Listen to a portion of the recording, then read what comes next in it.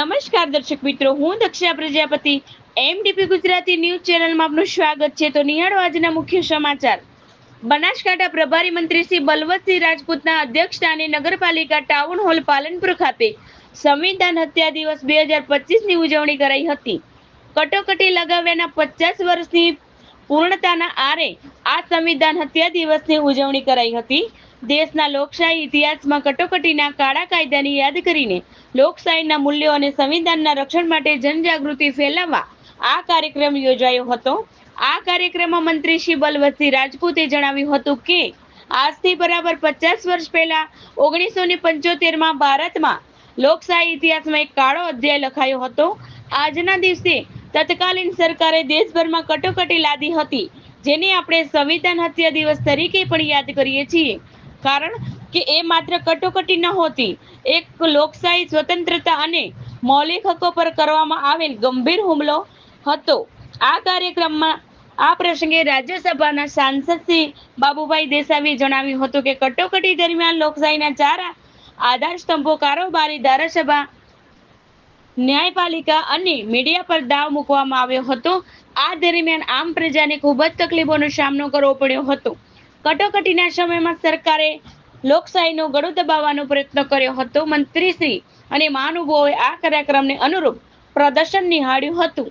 આ કાર્યક્રમમાં પાલનપુર ધારાસભ્ય શ્રી અનિકેતભાઈ ઠાકર, જિલ્લા કલેક્ટર શ્રી મિહિર પટેલ, જિલ્લા વિકાસ અધિકારી શ્રી એમ.જે. દવે, જિલ્લા પોલીસ અધ્યક્ષ શ્રી અક્ષયરાજ મકવાણા, જિલ્લા અગ્રણી શ્રી કનુભાઈ વ્યાસ સહિત સંબંધિત અધિકારીઓ અને બહોળી સંખ્યામાં લોકો ઉપસ્થિત રહ્યા હતા। અહેવાલ દિલીપસિંહ સોલંકી। વધુ સમાચાર માટે નિહાળતા રહો એમડીપી ગુજરાતી ન્યૂઝ। જ્યારે 1975ની અંદર ઇન્દિરા ગાંધીના શાસનની અંદર કટોકટીના સમયની અંદર જે આપણે લોકશાહીનું ગળું દબાવવાનો જે પ્રયત્ન કર્યો હતો, એ આઘાતજનક દિવસમાંથી આપણે આજે 50 વર્ષ થઈ ગયા છે। ઇન્દિરા ગાંધીએ લોકશાહીને દબાવવા માટે જ્યારે ઇન્દિરા ગાંધીની રાયબરેલી સીટ ઉપરથી એમણે સુપ્રીમ કોર્ટે જ્યારે એમણે હાર નક્કી કરી અને બંધારણના કાયદા પ્રમાણે એમને દૂર કરવાની કોશિશ કરી, ત્યારે એમણે ભારતના રાષ્ટ્રપતિ દ્વારા રાતોરાત સહી કરાવી અને 25મી જૂન 1975ના રોજ આ કટોકટી લાદી દીધી હતી। આ કટોકટીની અંદરથી સામાન્ય જનતાને બહુ જ તકલીફ પડી। લોકશાહીના જે 4 આધાર સ્તંભ હોય, વિધાનસભા, ન્યાયિક તંત્ર, મીડિયા, એની ઉપર બાદ મૂકવામાં આવ્યો।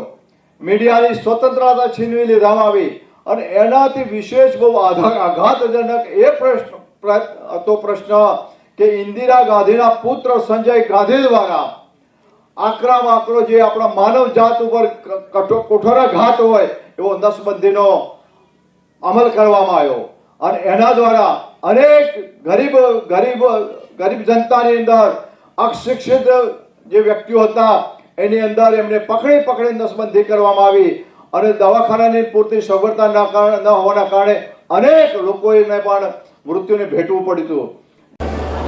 આજનો દિવસ 25 જૂન એટલે આપણે બંધારણમાં જે રીતે કાળા દિવસ તરીકે આપણે ઉજવીએ છીએ, અને સૌથી મોટું કારણ એ છે કે 1975માં અલ્હાબાદ કોર્ટે ચુકાદો આપ્યો અને સ્વર્ગસ્થ ઇન્દિરાજી વડાપ્રધાન તરીકે હતા ત્યારે ચૂંટણી એ ખોટી રીતે જીત્યા છે એ મુજબની ત્યારે કોર્ટે ચુકાદો આપ્યો અને એ ચુકાદો આવ્યા પછી તરત જ એમને સુપ્રીમ કોર્ટમાં અરજી કરી।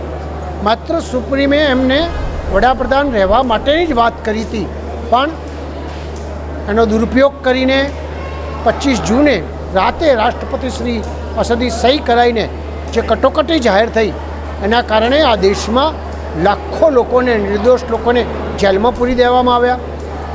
આખા વિશ્વમાં ભારતને કલંકિત કરવામાં આવ્યું।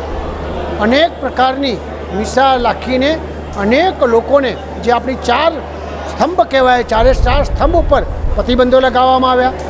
એના કારણે નિર્દોષ લોકો, ઘણા લોકો જેલમાં પણ એક્સપાયર થઈ ગયા, એમની પણ વ્યવસ્થા ના કરવામાં આવી। આવો દિવસ 50 વર્ષ પહેલાં આજે પૂર્ણ થયા છે। ભવિષ્યમાં આવનાર સમય લોકો એને યાદ રાખે અને આપણા બંધારણમાં આ પ્રકારની વ્યવસ્થા ના થાય અને કોઈ પણ પોલિટિકલ માણસ પોતાના સ્વાર્થ માટે આપણા દેશમાં બંધારણ સુધારો ના કરે એ પ્રકારની વ્યવસ્થા સૌ લોકો યાદ રાખે. એના માટે સરકારશ્રીએ આજનો આ કાર્યક્રમ કર્યો છે. ખરેખર આપણે સૌ આજે પ્રતિજ્ઞા કરવી જોઈએ કે આવો દરેક ઠેકાણે જે સાચી વાત છે એ લોકો સુધી પહોંચે એવી સૌને વિનંતી કરું છું. અને આપણું બંધારણ એ વિશ્વમાં જ્યારે લોકશાહી વિશ્વની સૌથી મોટી હોય ત્યારે આપણે બધા સાથે મળીને આવનાર સમયમાં આત્મનિર્ભર બનીએ, વિશ્વગુરુ બનીએ, વિશ્વબંધુ બનીએ અને 2047 સુધીમાં આપણો દેશ એક મહાસત્તા બને અને ત્રીજી ઇકોનોમી થવાનું છે એ તરફ આગળ વધીએ.